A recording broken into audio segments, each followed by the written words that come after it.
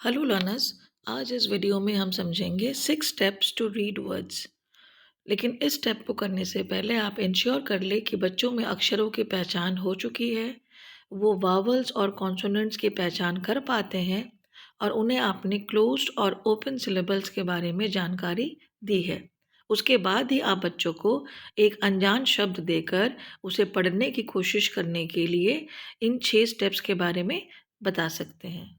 First step, find and label the first 2 vowels. हमारे पास जो शब्द है उसके अक्षर हैं JUMBO।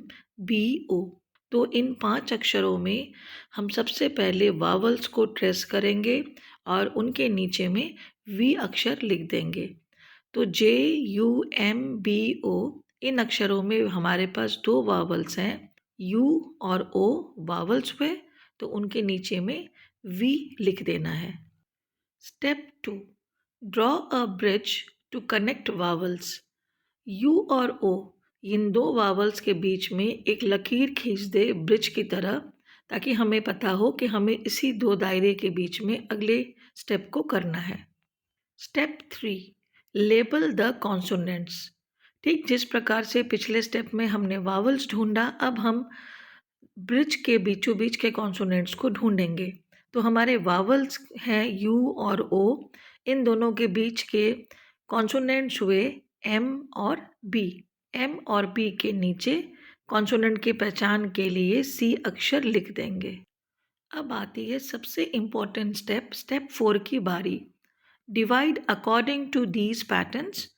और कुछ पैटर्न्स दिए हुए हैं आपके स्क्रीन पे, जैसे VC CV, VCV, VCV या VV।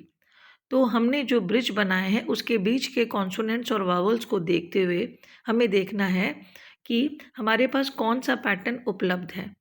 तो अगर हमारे पास में 4 अक्षर है UMBO, तो हम देख पा रहे हैं कि VC और CV का पैटर्न बन रहा है।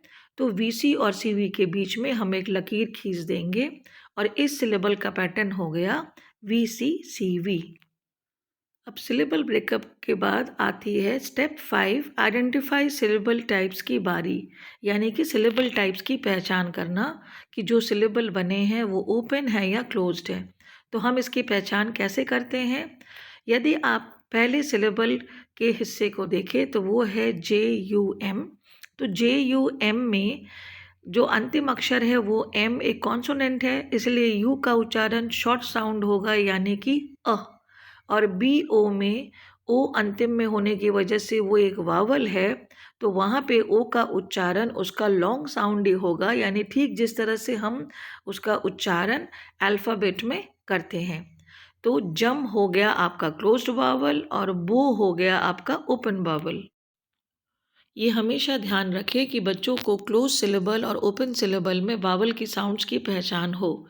क्लोज सिलेबल वाले हिस्से में जो वावल्स है उसके शॉर्ट साउंड का उच्चारण होता है, जैसे यू को हमने कहा अ का उच्चारण करेंगे, ना कि उसकी लॉन्ग साउंड यू की जो उसके लेटर नेम में होती है।